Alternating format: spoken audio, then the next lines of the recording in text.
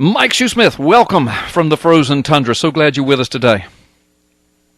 Well, it's amazing that your former guest would bring up the Prime Minister of Canada, huh? Considering I have a bit of a an announcement to make. Yeah, you've changed party affiliations, I understand. Tell us about that. I mean, people in America are going to be interested in what you have to say about this.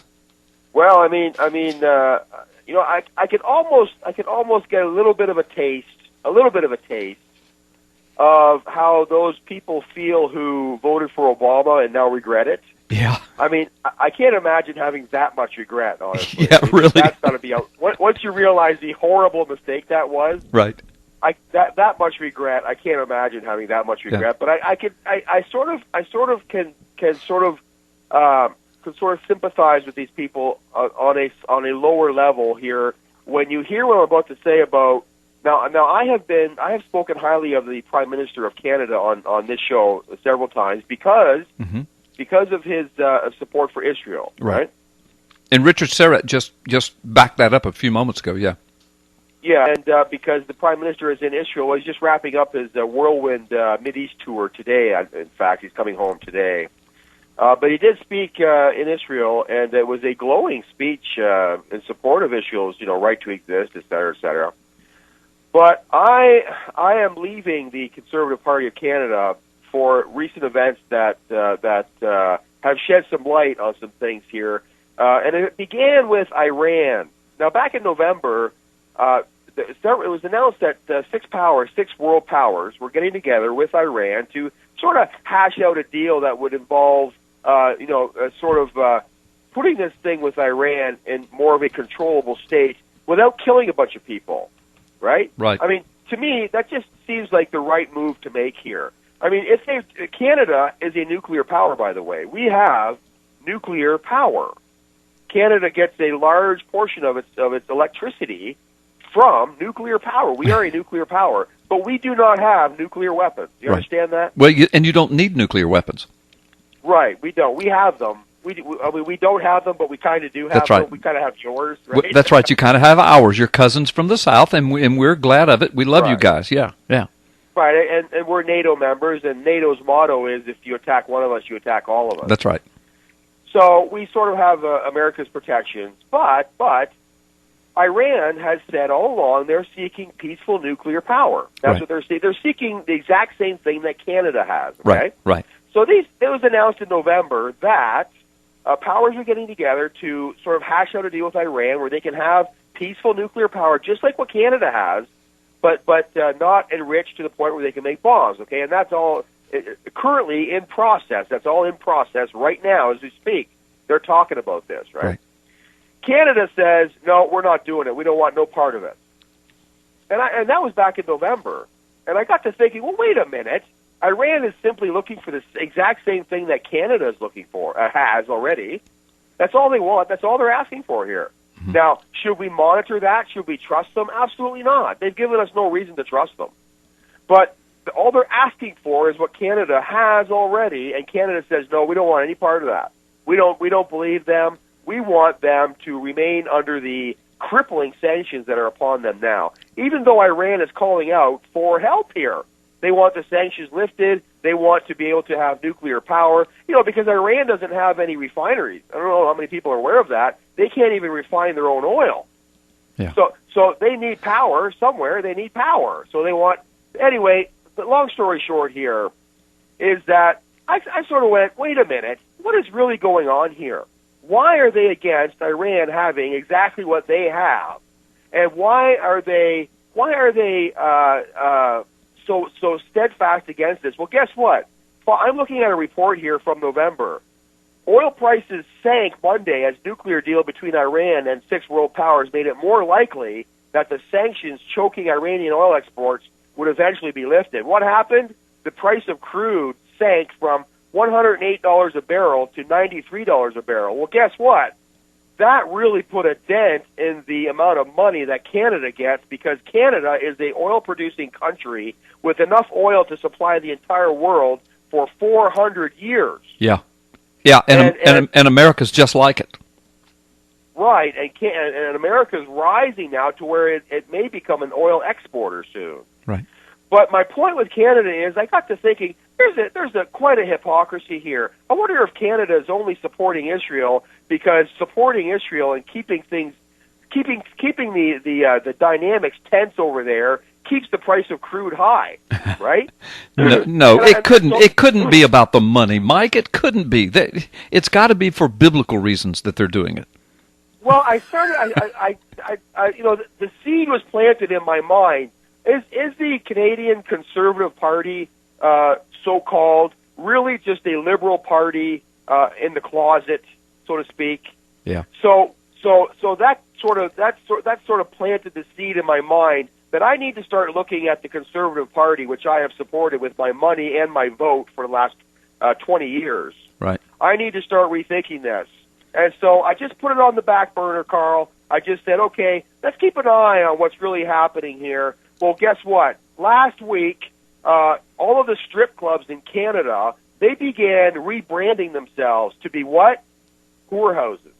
Because in Canada, 2 weeks ago, the Supreme Court of Canada, they shut down all laws governing prostitution in Canada.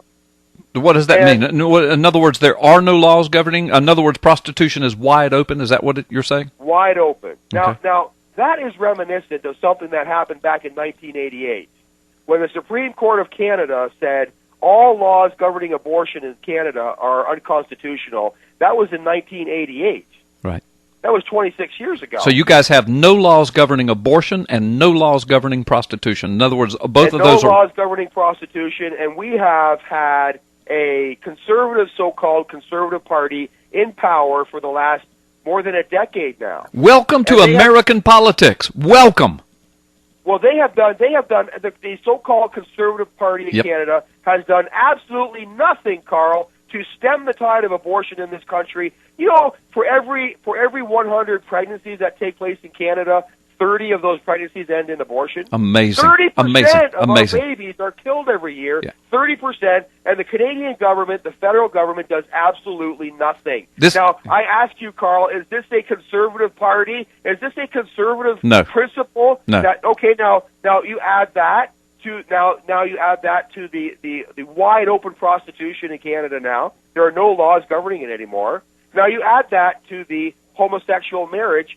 And now you add that. Now you have 3 strikes and you're out, Carl. Well, this prostitution thing is the 3rd strike for me.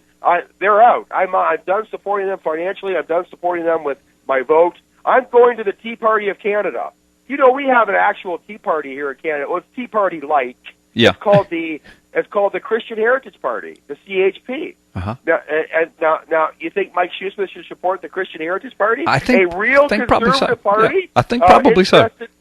Yeah, interested in actual conservative values when it comes to social and fiscal responsibility. The Christian Heritage Party is my new party. It's my party of choice.